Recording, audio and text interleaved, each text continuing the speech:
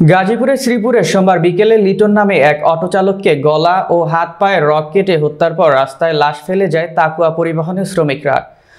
এমনটাই দাবি অটোচালকের পরিবারের। নিহত অটোচালক জয়দেবপুর সদর থানার সিঁড়িচলা গ্রামের দুলাল মিয়ার ছেলে। এই ঘটনায় থানায় হত্যা মামলা না নেওয়ায় মঙ্গলবার সকালে পৌনে 8টায় উপজেলার নতুন বাজার এলাকায় ঢাকা ময়মনসিংহ মহাসড়ক অবরোধ করে স্থানীয় জনতা। এ সময় মহাসড়কের দুই পাশে যান চলাচল বন্ধ হয়ে যায়।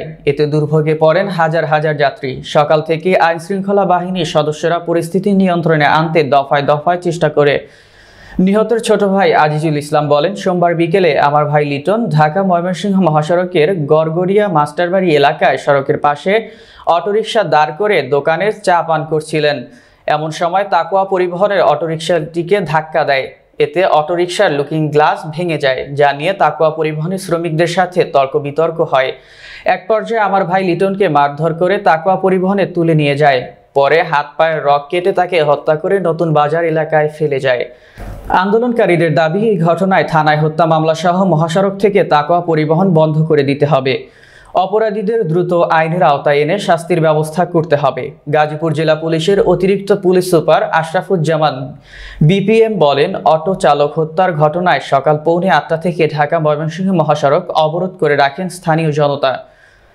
এতে মহাসড়কের দুই পাশে যান চলাচল বন্ধ হয়ে যায়। প্রথমে আন্দোলনকারীদের মহাসড়ক থেকে তুলে নিতে হয়।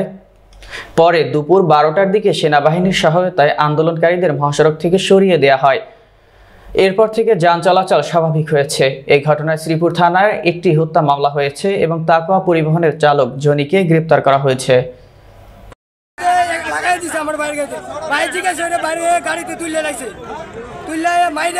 এদিকে এনে ফালাই দিছে, প্রায় 2 মিনিট লাগেছে জায়গাটাতে তুলছে। 2 মিনিট আগে পুলিশের কাছে গেছি, পুলিশে মামলা নেয় না, এটা অ্যাক্সিডেন্ট কেস। কিন্তু গলা কাটা, পা কাটা, হাত ভাঙ্গা, পা ভাঙ্গা। দেখেন ভাই, ছবিটা দেখেন। আমার ভাইয়ের ছবি। কখন গেছিলেন থানায়? থানায় গেছি। একটা বাসের ড্রাইভার এবং একটা বাস হচ্ছে এটা সমস্যাটা করছে, তাদের নামে তো হত্যা মামলা দেওয়া হয়েছে, তাদের বিচার করা হবে। এখন এটার জন্য আপনি পুরা পরিবহন আপনি এটা বন্ধ করতে কখনোই পারবেন না। এটা আইন এটা সাপোর্ট করে না। এটা শুধু আপনি না, এটা আমি যদি বলি, আমি বললেও বাসকে যদি আমি এই রাস্তায় মারা যাই, আমার যদি তাকুয়া একটা বাস মাইরে দেয়, কালকে থেকে তাকুয়া বাস বন্ধ হবে না। পুরা বাস কখনোই এটার জন্য পরিবহন এটার জন্য কখনোই এটার জন্য ব্যান করা যাবে না।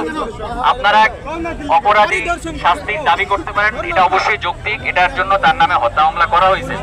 কিন্তু পুরা পরিবহন কখনোই এটা বাংলাদেশ কেন, এটা পৃথিবীর কোনো দেশে এটা করতে পারবে না। অলরেডি মামলা হয়েছে, তারপরে আসলে একজন পরিবারের একজন হারিয়ে গেলে তাদের আবেগ থাকে, আবেগে বশবর্তী হয়ে তারা আসলে হয়তো বা এই রাস্তাতে এসেছিল।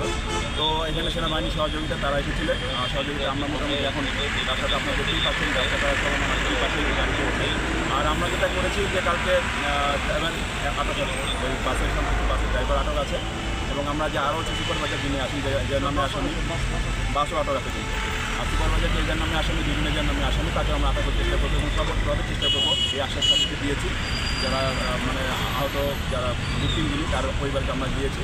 আর পাশাপাশি আরেকটা দাবি তারা করেছিল, আসলে এই দাবিটা সময় লাগবে, যে তাকুয়া পরিবহনে অনেক রকম অপরাধের সাথে নাকি তারা জড়িত থাকে। তো এটা আমরা যাচাই করে দেখবো, অনেক ট্রাফিক বিভাগ আছে, থানা পুলিশ আছে এবং পরিবহন মালিক সমিতি যাদের আছে কথা বলে দেখবো যে এটা আসলে তারা যে দাবিটা যৌক্তিক কিনা। কারণ একটা পরিবহন তার হুট করে বন্ধ করে দেওয়া যাবে না। যে বাস দায়ী ছিল তাদের বিরুদ্ধে আমরা ব্যবস্থা নিচ্ছি, অলরেডি নেওয়া হয়ে গেছে, এবং যারা যে আটকের বাকি আছে তাকে আমরা